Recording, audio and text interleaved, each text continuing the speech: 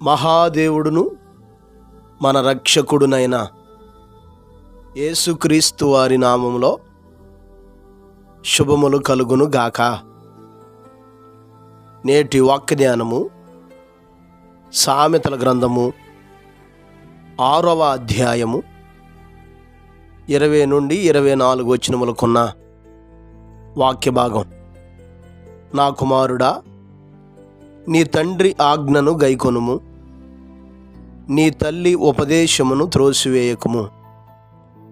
వాటిని ఎల్లప్పుడూ నీ హృదయమునందు ధరించుకొనుము, నీ మెడ చుట్టూ వాటిని కట్టుకొనుము. నీవు త్రోవను వెళ్ళినప్పుడు అది నిన్ను నడిపించును, నీవు పండుకొనున్నప్పుడు అది నిన్ను కాపాడును, నీవు మేలుకొనున్నప్పుడు అది నీతో ముచ్చటించును. ఆజ్ఞ దీపముగాను ఉపదేశము ఎలుగుగాను ఉండును. శిక్షార్థమైన గద్దింపులు జీవమార్గములు. చెడు స్త్రీ యొద్దకు పోకుండాను, పరస్త్రీ పలుకు ఇచ్చకపు మాటలకు లోబడకుండాను అవి నిన్ను కాపాడును. ప్రియులరా, ఈ చదవబడిన లేఖన భాగమును మనం పరిశీలన చేస్తే, కుమారుడికి తల్లిదండ్రులు క్షేమాన్ని కోరి ఎలాగైతే మాట్లాడతారో, ఎలాగైతే అతనికి ఉపదేశిస్తూ మంచి చెడును గూర్చి బోధిస్తూ మాట్లాడుతూ హెచ్చరిస్తూ ఉంటాడో, అలాగే మన పరమ తండ్రి ఆయన పిల్లలమైన మనతో అలాగ మాట్లాడుచున్నాడు. మన తల్లిదండ్రులు మనతో మాట్లాడు రీతిగా మన దేవుడు మనతో మాట్లాడుతున్నాడు. ఈ చదవబడిన లేఖన భాగంకి నేటి మన ధ్యానాంశము ఆజ్ఞలను ఉపదేశమును గైకొనుట. దేవుని ఆజ్ఞలను ఆయన ఉపదేశమును మన జీవితంలో గైకునేవారుగా ఉండాలి. అనగా వాటిని పట్టుకొని కలిగి ఉండి అనుసరించగలిగే జీవిత విధానం ఈరోజు మనకు కావాలి. ఆజ్ఞ అనగా ఆయన ఆదేశం. లేఖనములో ఆయన చేయమని చెప్పినది ప్రతిదీ, చేయొద్దని చెప్పినది ప్రతిదీ ఆజ్ఞే. అనగా ఆయన ఆదేశిస్తున్నాడు.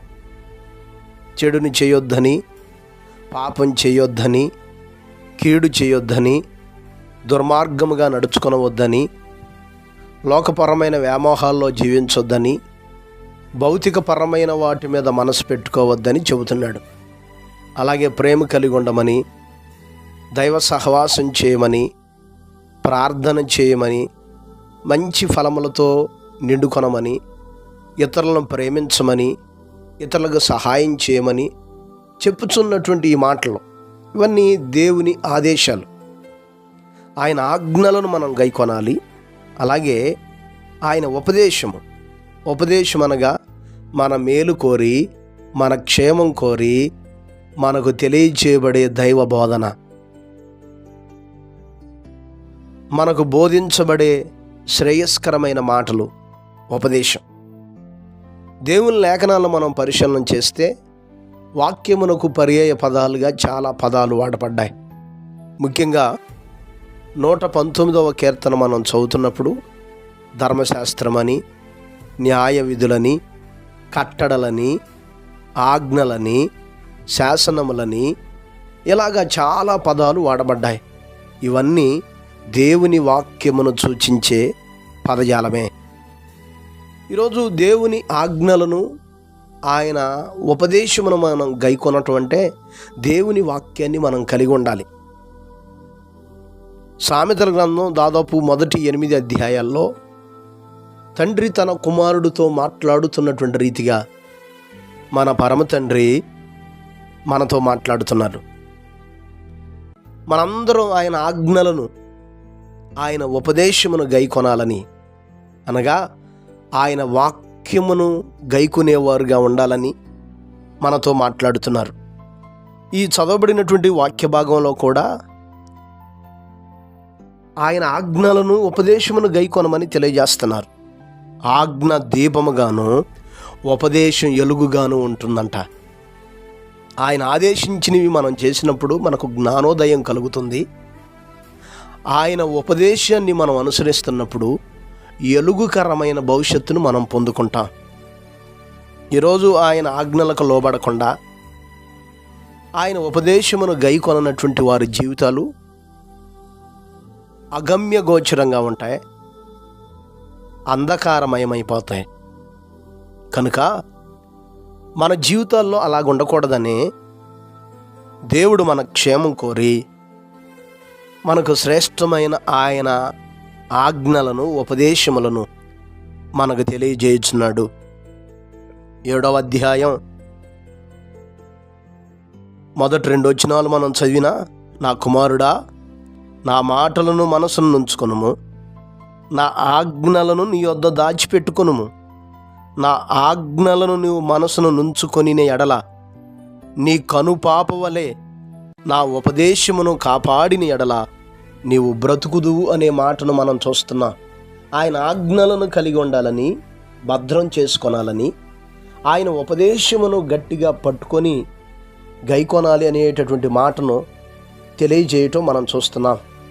ఇంకా అంత మాత్రమే కాదు, 119వ కీర్తన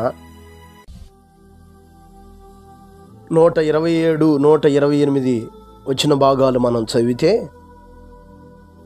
బంగారు కంటెను అపరంజి కంటెను నీ ఆజ్ఞలు నాకు ప్రియముగానున్నవి, నీ ఉపదేశములన్నీయు యథార్థములని నేను వాటిని మన్నించుచున్నాను. చూడండి, దేవుని ఆజ్ఞలను, దేవుని ఉపదేశమును అతడు ప్రియముగా భావించి వాటికి లోబడటం, వాటిని మన్నించటం మనం చూస్తున్నాం. కనుక దేవుని బిడ్డలారా, ఈరోజు క్రైస్తవ విశ్వాస జీవితాలు పాడైపోవటానికి, పతనమైపోవటానికి, దేవునికి అయిష్టంగా జీవించటానికి గల కారణం ఏంటంటే, ఆయన ఆదేశాలకు లోబడకుండా, ఆయన మన మేలు కోరి, మన క్షేమం కోరి తెలియజేయుచున్న ఆయన ఉపదేశాన్ని గైకొననటువంటి జీవితం చేతనే చాలా జీవితాలు పాడైపోతున్నాయి. కనుక ఈరోజు మనలో ఎవరూ అలాగ ఉండకూడదు. మనం దేవుని ఆజ్ఞలను, దేవుని ఉపదేశమును గట్టిగా పట్టుకొని వాటిని గైకొనాలి. ఎవరైతే దేవుని ఉపదేశమును, దేవుని ఆజ్ఞలను గట్టిగా పట్టుకునేవారుగా ఉంటారో, అందుకనే ఇక్కడ అంటున్నాడు, నీ హృదయమునందు వాటిని ధరించుకొనమంటున్నాడు. అంటే నీ హృదయంలో భద్రం చేసుకో, నీ మెడ చుట్టూ వాటిని కట్టుకో అంటున్నాడు. అంటే మన జీవితాల్లో, మన హృదయాల్లో ఉండాలి, లోపల అంతరంగంలో దేవుని వాక్యం ఉండాలి. మనం బాహ్యంగా కనపరిచే వాటన్నిటిలో కూడా దేవుని వాక్య భయముతో ఆయన ఆజ్ఞలను, ఆయన ఉపదేశమును అనుసరిస్తూ జీవించగలిగేవారుగా ఉండాలి. ఎవరైతే ఆయన ఆజ్ఞలను, ఉపదేశాలను గట్టిగా పట్టుకుంటారో, కలిగి ఉంటారో, వారి స్థితిగతులు ఎలాగుంటాయో, అవి వారికి ఎటువంటి మేలుకరమైన జీవితాన్ని దయచేస్తాయో ఈ వచనాల్లో కింద భాగంలో తెలియజేయటం మనం చూస్తున్నాం. ఎందుకు ఈరోజు మనం దేవుని ఆజ్ఞలను, ఉపదేశములను మనం గైకొనాలి, లేక వాటిని గట్టిగా పట్టుకొనగలిగేవారుగా ఉండాలంటే 22వ వచనంలో తెలియజేస్తున్నాడు, నీవు త్రోవను వెళ్ళినప్పుడు అది నిన్ను నడిపించును. దేవుని ఆజ్ఞలు, దేవుని ఉపదేశం అనగా దేవుని వాక్యం మనల్ని నడిపిస్తుంది. మనం దేవునికి వ్యతిరేకంగా దారి తప్పిపోకుండా, దేవుడు మన కొరకు ప్రతిష్ఠించిన మార్గాన్ని నుండి విడిచి తప్పు త్రోవల్లో నడవకుండా, ఆయనకి వ్యతిరేకమైన జీవితాన్ని జీవించకుండా, సరి అయిన క్రమమైన భక్తి జీవితంలో మనల్ని నడిపించగలిగేది దేవుని వాక్యమే, అనగా ఆయన ఆజ్ఞలు, ఆయన ఉపదేశమే.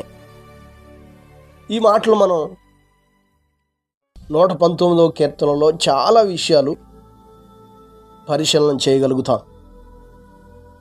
119వ కీర్తన 105వ వచనం చదివితే, నీ వాక్యము నా పాదములకు దీపమును నా త్రోవకు వెలుగై ఉన్నది అంటున్నాడు. దేవుని వాక్యం మనం నడిచే త్రోవల్లో మనల్ని నడిపించేది, వెలుగుగా ఉండి దీపముగా ఉండి, మనం తొట్టిల్లకుండా, మనం పడిపోకుండా సరైన చక్కని మార్గములో మనం నడుచుకొనటానికి మనల్ని నడిపించేది దేవుని వాక్యం, అనగా ఆయన ఆజ్ఞలు, ఆయన ఉపదేశములు. అవే దేవుని మాటలు, దేవుని వాక్యములు. 67వ వచనంలో అంటాడు కదా, శ్రమ కలగక మునుపు నేను త్రోవ విడిచి తిని ఇప్పుడు నీ వాక్యమును అనుసరించి నడుచుకొనుచున్నాను అంటున్నాడు.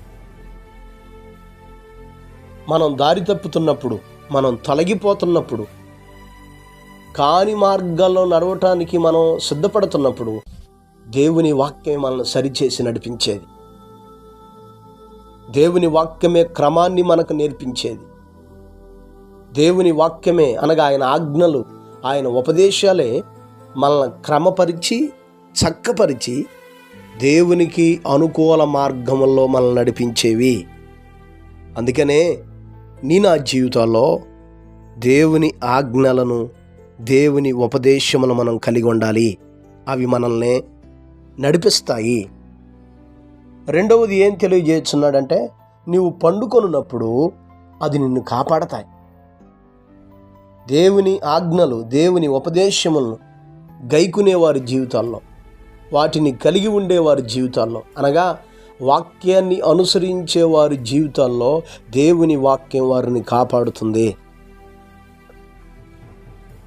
అంటే భౌతికంగా, ఆధ్యాత్మికంగా కూడా కాపాడుతుంది. మనం పడుకున్నప్పుడు మాత్రమే కాదు, కానీ నువ్వు సంచరించే ప్రతి స్థలంలో, నీ జీవితంలో నువ్వు ప్రయాణించే ప్రతి అనుభవంలో దేవుని వాక్యం మనల్ని కాపాడుతుంది.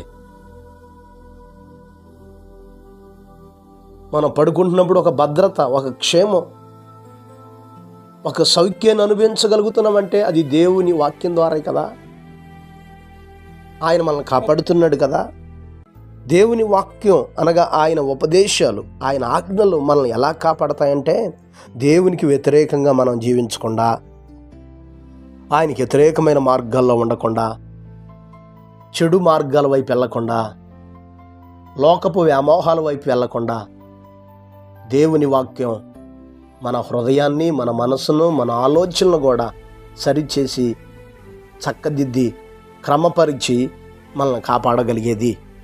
కింద 24వ వచనంలో మనం చదువుతాం కదా, చెడు స్త్రీ యొద్దకు పోకుండాను, పరస్త్రీ పలుకు ఇచ్చకపు మాటలు లోబడకుండాను అవి నిన్ను కాపాడతాయి. నువ్వు ఎలా పడితే అలా అక్రమమైన మార్గంలో నడుచుకొనకుండా నిన్ను కాపాడేది దేవుని వాక్యం. లోకపు వ్యసనాల్లో, లోకపు వ్యామోహాల్లో, విచ్చలవిడితనానికి అలవాటు పడిపోకుండా నిన్ను క్రమపరిచి కాపాడగలిగేది దేవుని వాక్యం, అనగా ఆయన ఆజ్ఞలు, ఉపదేశాలు. అవి నువ్వు కలిగి ఉంటే అవే నిన్ను ఆ చెడు మార్గాల వైపు వెళ్ళకుండా కాపాడతాయి, నిన్ను సంరక్షించగలుగుతాయి. 7వ అధ్యాయం 5వ వచనం కూడా చదివితే, అవి నీవు జారస్త్రీ యొద్దకు పోకుండాను, ఇచ్చుకుబలాడు పరస్త్రీకి లోబడకుండా నిన్ను కాపాడును. చూడండి, దేవుని వాక్యం అనగా ఆయన ఉపదేశము, ఆయన ఆజ్ఞలు మనం పాడైపోకుండా చెడు వ్యామోహాల్లో, లోకపు వ్యామోహాల్లో, లోకపు ఇచ్చలకు అలవాటు పడిపోయి మనం నశించిపోకుండా మనల్ని కాపాడేవి దేవుని వాక్యం, అనగా ఆయన ఉపదేశము, ఆయన ఆజ్ఞలు. అవి వాటికి నువ్వు లోబడితే, వాటికి స్థానమిస్తే అవే నిన్ను కాపాడతాయి, నీ జీవితాన్ని నిలబెడతాయి. కనుక దేవుని బిడ్డలారా, గమనించాలి, ఈ మాటలు ఆలోచన చేయాలి. మూడవది ఏం తెలియజేస్తున్నాడు తెలుసా? నీవు మేలుకొనున్నప్పుడు అది నీతో ముచ్చటించును. మనల్ని కాపాడేవి మాత్రమే కాదు, మనతో ముచ్చటించేవి. దేవుని వాక్యం నిత్యం మనతో ముచ్చటిస్తుంది. ఎందుకంటే ఆయన వాక్యమై ఉన్న దేవుడు గనుక, వాక్య రూపిగా ఆయన మనతో ఉండగలిగే దేవుడు గనుక ఆయన ఆజ్ఞలు, ఆయన శాసనములు లేక ఆయన ఉపదేశములు రూపంలో నిత్యం ఆయన మనతో ముచ్చటిస్తుంటాడు. ఆయన ఆజ్ఞలు, ఉపదేశం నీ హృదయంలో భద్రం చేసుకుంటే, నీ మెడ చుట్టూ నువ్వు వాటిని కట్టుకోగలిగితే అవే నీతో నిత్యము ముచ్చటిస్తాయి. నువ్వు బలహీనపడినప్పుడు బలపరచడానికి కానీ, నువ్వు కృంగిపోయినప్పుడు కానీ, నిరుత్సాహపడినప్పుడు కానీ అవి నిన్ను బలపరుస్తూ, ఆదరిస్తూ, నిన్ను ధైర్యపరుస్తూ నడిపించేవి. అనగా నీతో నిత్యము ముచ్చటించేవి దేవుని మాటలు. 119వ కీర్తన 52వ వచనం మనం చదివితే, యెహోవా, పూర్వకాలము నుండి ఉండిన నీ న్యాయ విధులను జ్ఞాపకం చేసుకొని నేను ఓదార్పు నొంది తిని అంటున్నాడు భక్తుడు. చూడండి ఎంత అద్భుతమైన మాట. అయా, నీ న్యాయ విధులను, నీ ఉపదేశాన్ని, నీ ఆజ్ఞలు నేను జ్ఞాపకం చేసుకొని నా బాధల్లో కానీ, నా కష్టంలో కానీ నేను ఓదార్పు నొంది. అనగా నీ వాక్యం నాతో ముచ్చటించింది. నీ ఆజ్ఞలు, నీ ఉపదేశాలు నాతో మాట్లాడాయి. నాతో మాట్లాడి, నాతో ముచ్చటించి నాకు ఓదార్పు, నాకు ఆదరణ, నాకు నెమ్మది దయచేసింది అంటున్నాడు. పై వచ్చిన భాగం కూడా మనం చదివితే, నీ వాక్యము నన్ను బ్రతికించి ఉన్నది, నా బాధలో ఇదే నాకు నెమ్మది కలిగించుచున్నది. చూడండి, దేవుని వాక్యం మనతో ముచ్చటించి, వ్యక్తులు నీకు దూరంగా ఉండొచ్చు, నీ బంధువులు నీకు దూరంగా ఉండొచ్చు, ప్రజల సమాజం నీకు దూరంగా ఉండొచ్చు, నీ బాధను పట్టించుకోకపోవచ్చు, నీ శ్రమను చూడలేకపోవచ్చు. కానీ దేవుడు మనతో, అనగా వాక్య రూపిగా మనతో ఉండి ఆ వాక్యం ద్వారా మనతో ముచ్చటిస్తూ నెమ్మదిని, క్షేమాన్ని, సౌఖ్యాన్ని, ఆదరణను, ప్రశాంతతను ఇవ్వగలిగేవాడు. అందుకని ఆయన ఉపదేశమును, ఆయన ఆజ్ఞలను గట్టిగా పట్టుకోవాలి, మనం కలిగి ఉండాలి. అవే అన్ని వేళల్లో, అన్ని సమయాల్లో నీతో మాట్లాడతాయి. అబ్రహాముకి సంతానం లేదని బాధపడుతున్న సమయంలో వాక్యం అబ్రహాము దగ్గరకు వచ్చి మాట్లాడటం మనం చూస్తాం కదా.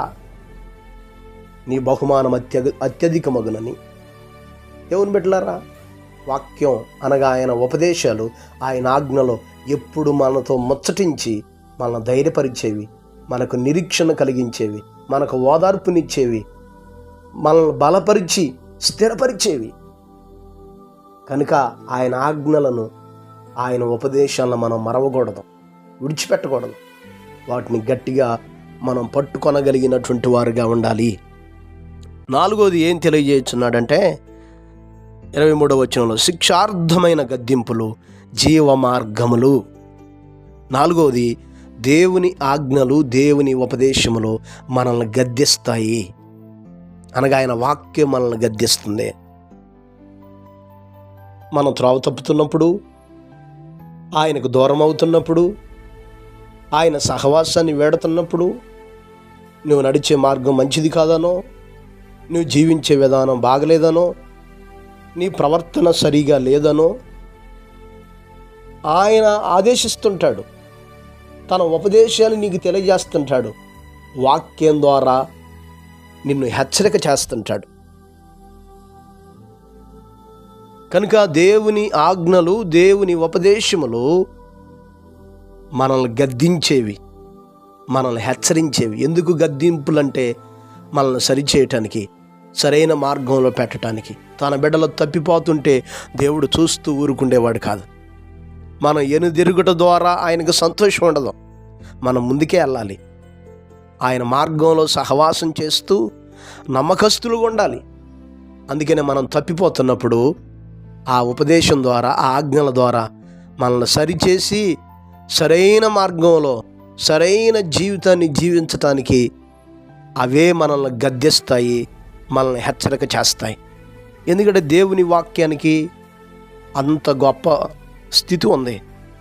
దేవుని వాక్యం అంత ఉన్నతమైనటువంటి శక్తి కలిగినవి. మనం తిమోతికి రాసిన 2వ పత్రిక 3వ అధ్యాయం 17వ వచనం మనం చూస్తాం కదా. దైవావేశం వలన కలిగిన ప్రతి లేఖనము ఉపదేశించుటకును, ఖండించుటకును, తప్పు దిద్దుటకును, నీతి యందు శిక్ష చేయుటకును ప్రయోజనకరమై ఉన్నది.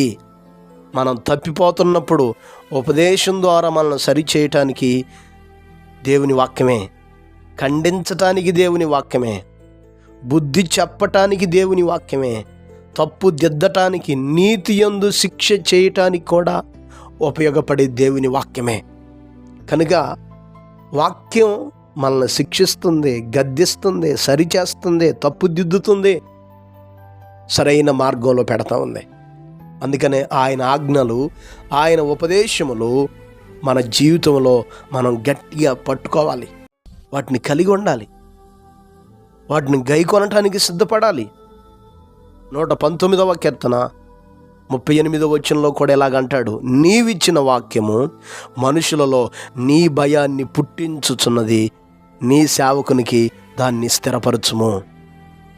చూడండి, నీవిచ్చిన వాక్యం మనుషులలో నీ భయాన్ని, అనగా మనం తప్పుడు అడిగేస్తున్నప్పుడు, నువ్వు నడిచే మార్గం మంచిది కాదని, నువ్వు వెళ్ళే జీవిత విధానం మంచిది కాదని, ఆ వాక్యము అనగా ఆయన ఉపదేశాల, ఆయన ఆజ్ఞలు మనల్ని గద్దిస్తాయి. ఆయన భయాన్ని, అయ్యో తప్పు చేస్తే నేను శిక్షించబడతానేమో, తప్పు చేస్తే, పాపం చేస్తే శాపగ్రస్తుడిని అయిపోతానేమో, శ్రమలు పొందుకుంటానేమో, వేదనకు లోనవుతానేమోనని ఆయనను గూర్చిన భయం మనలో పుట్టించేది ఏం తెలుసా? దేవుని వాక్యం, ఆయన ఆజ్ఞలు, ఆయన ఉపదేశాలు. కనుక ఈ మాటలు వింటున్న ప్రియమైన దేవుని బిడ్డలారా, తల్లిదండ్రులు తన ప్రియమైన పిల్లలతో మాట్లాడినట్టుగా మన దేవుడు మనతో మాట్లాడుతున్నాడు. నా ఆజ్ఞలు గైకొనండి, నా ఉపదేశాలు త్రోసివేయొద్దు, అనగా నా వాక్యాన్ని గైకొనండి. ఎందుకు వాటిని కలిగి ఉండాలి, ఎందుకు గైకొనాలంటే, వాటిని మీరు పట్టుకొనగలిగితే, వాటిని కలిగి ఉండగలిగితే అవే మిమ్మల్ని నడిపిస్తాయి, అవే మిమ్మల్ని కాపాడతాయి, అవే మిమ్మల్ని ముచ్చటిస్తాయి, అవే మిమ్మల్ని గద్దించి మిమ్మల్ని సరిచేస్తాయి. ఈరోజు ఈ వాక్యం చాలామంది దేవుని బిడ్డల్లో లేకపోవటాన్ని బట్టి, ఆయన ఆజ్ఞలకు, ఆయన ఉపదేశాలకు లోబడక, గైకొనక ఉండే జీవితాన్ని బట్టి తొట్టిల్లిపోతున్నారు, పడిపోతున్నారు, లోకంలో కలిసిపోతున్నారు, దేవుని నామాన్ని అవమానపరిచేవారుగా ఉంటున్నారు. ప్రియా దేవుని బిడ్డలారా, ఒకసారి ఈ మాటలను ఆలోచిద్దాం. మనం అటువంటి స్థితిలో ఉండకుండా మనం దేవుణ్ణి సంతోషపరిచేవారుగా, దేవుణ్ణి గణపరిచేవారుగా, మన జీవితాల ద్వారా ఆయన నామానికి మహిమ తేగలిగినటువంటి వారుగా ఉండాలంటే దేవుని వాక్యం ద్వారా నడిపించబడదాం, దేవుని వాక్యం ద్వారా కాపాడబడదాం, దేవుని వాక్యపు ముచ్చటింపులో ఉందాం, దేవుని వాక్యపు గద్దింపునకు లోబడి మళ్ళీ మనం సరిచేసుకుందాం, ఆయన అనుగ్రహించే ఆత్మ సంబంధమైన ఆశీర్వాదాలను పొందుకుందాం. అట్టి కృపను దేవుడు మనకు దయచేయునుగాక. పరిశుద్ధుడైన మా దేవా, గొప్ప కాపరి, అపారమైన మీ ప్రేమను బట్టి, ఘనమైన మీ నామాన్ని బట్టి మీకు లెక్కలేని వందనాలు, స్తుతులు, స్తోత్రాలు ప్రభా. ఈ ఉదయకాల సమయంలో మీరు మాతో మాట్లాడుతూ వచ్చారు తండ్రి.